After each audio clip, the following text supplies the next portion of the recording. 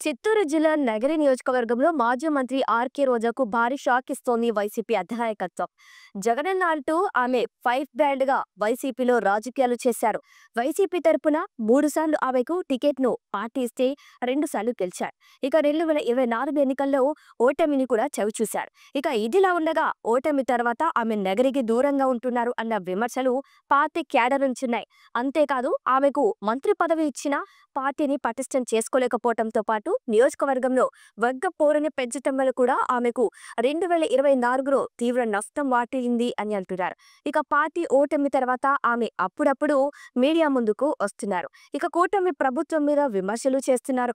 కానీ అదే సమయంలో ఆమె నియోజకవర్గం మీద పెద్దగా ఫోకస్ పెట్టడం లేదు అన్న ఆలోచనతోనే అధినాయకత్వం ఆమె ప్లేస్ లో వేరొకరిని తెచ్చి రీప్లేస్ చేయడానికి సిద్ధమవుతోంది అని అంటున్నారు. ఇక నగరి నియోజకవర్గంలో మాజీ మంత్రి దివంగత నేత టీడీపీకి చెందిన గాలి ముద్దు కృష్ణమనాయుడుకు మంచి పలుకుబడి ఉంది. ఆయన మరణానంతరం కుమారులిద్దరూ రాజకీయ వారసత్వం కోసం పేచీలు పడ్డారు. అయితే మొదట్లో గాలి సతీమణి సరస్వతికి ఎమ్మెల్సీ టికెట్ ఇచ్చి సర్దుబాటు చేసిన చంద్రబాబు 2024 ఎన్నికల్లో గాలి భానుప్రకాష్ కి టికెట్ ఇచ్చారు. అయితే తనకు టికెట్ కావాలని పట్టుబడిన గాలి జగదీష్ ఏకంగా అన్న మీదనే పోటీకి సిద్ధమైన ఓ దశలో ప్రకటించారు. అయితే ఎన్నికల వేళ ఎలాగోలా సర్ది చెప్పుకొని ఆయన్ను ఉంచారు. కానీ ఎన్నికల అనంతరం ఆయన ఇప్పుడు సొంత సోదరుడు ఎంఐఏనే విభేదిస్తూ వస్తున్నారు. ఈ పరిణామాలతో ఆయన వైసీపీ వైపు చూస్తున్నారని అంటున్నారు. తనకు 2029 ఎన్నికల్లో వైసీపీ నగరి టికెట్ ఇస్తే కనుక తాను పార్టీలో చేరుతానని కండిషన్ జగదీష్ పెట్టినట్టుగా తెలుస్తుంది. దానికి వైసీపీ అధినాయకత్వం అంగీకరించడంతో ఆయన ఈ నెల 12న తాడేపల్లిలో జగన్ సమక్షంలో పార్టీలో చేరుతున్నారని తెలుస్తుంది.